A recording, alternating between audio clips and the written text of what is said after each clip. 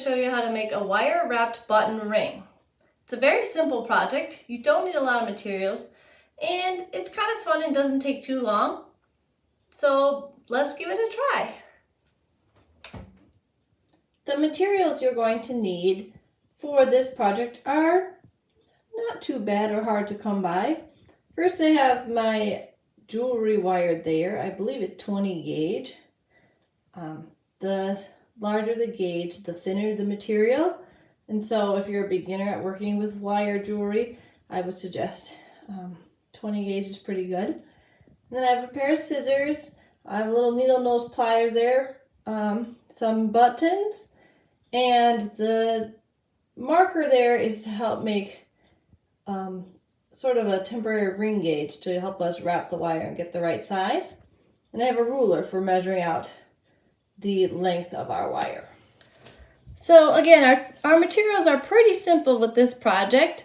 The first thing you're going to want to do is measure out a length of wire, and usually 12 inches is enough. So I like to go approximately 12 inches or so, a foot of wire. And this is thin enough that I can just cut it with a regular scissors. So once I have my wire cut, don't need anything else beyond that. So once you have your 12 inches of wire, the next step is to think about how you want your buttons arranged on the top of the ring. And here I have 3 different size buttons. And I picked them because I was thinking about how I could stack them and get the holes to line up for ease of this project. And so, yeah, I'm just going to stack them kind of in size order. And it's real simple. Then you want to take one end of your wire and insert it through each of the buttons so that they're strung on there like that. And it's kind of like sewing a button on. You then want to take the other end and go across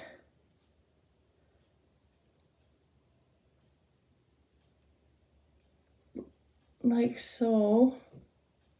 It can be a little tricky because the buttons won't be exactly the same size, but you're basically tying the buttons together with the wire. So they're looped on, they're in the approximate center of the wire here. And then you want to cross in the back. So depending on how many holes your button has, you're kind of making an X through one side, and I'm going to go back through the other.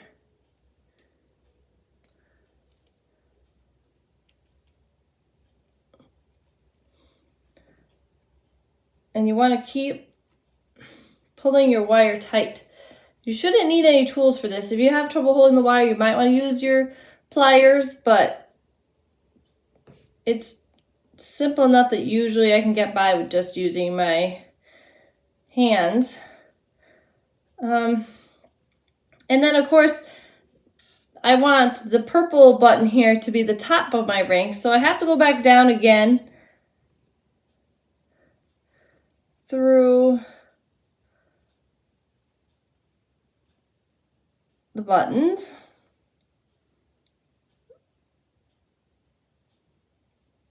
And so again, this could get a little tricky if you've pulled your wire tight. You may have to loosen it back up. So I don't know how well you can see this, but I've looped through my buttons twice.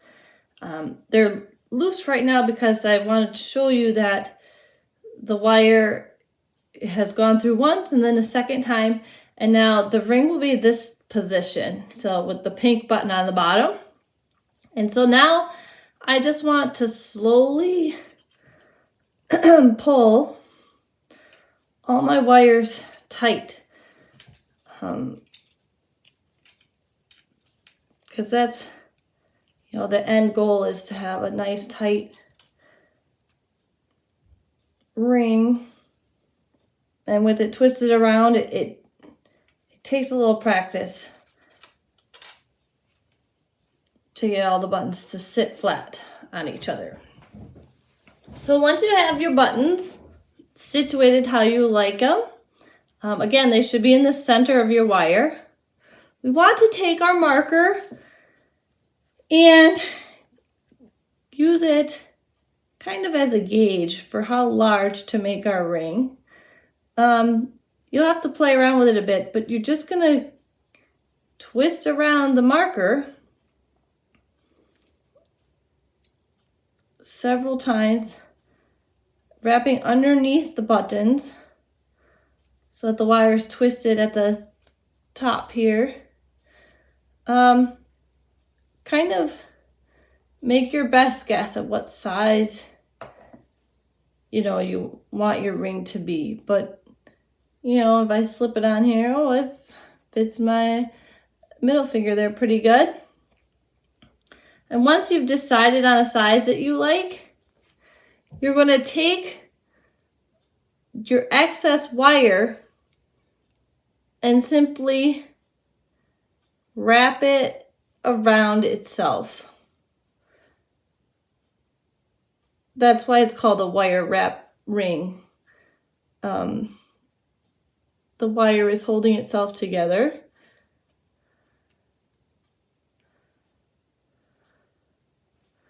Kind of like a twist tie, you're just, I don't know if you can see, but you're just twisting the wire around itself. And depending on how large of a ring you want or how big your finger is, you might go a third time around the marker. So you have more wire here than up here, but really it's totally up to you. You're just going to wrap this tight, and you can go down as far as you want and then go back up. If you've decided you've had enough wire wrapped around, you can take your scissors and trim the excess off. Just be careful you don't want a sharp wire poking your hand if you wear the ring. So really it's total judgment call on your part how much wire you want wrapped around. The goal is just to get the excess wire off of the ring.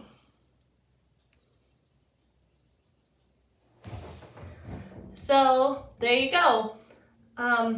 It's a fun, simple, little easy project, and we have kits available at the library for you. It has the wire pieces and some buttons in it, and all you need to do is have some scissors and a marker or something to help you wrap your ring, and maybe needle nose pliers. Again, those aren't always necessary, but they can be helpful. So yeah, call the library if you're interested in getting a kit to take home, and love to see your creations and hope to see you this summer. Have a great day. Bye.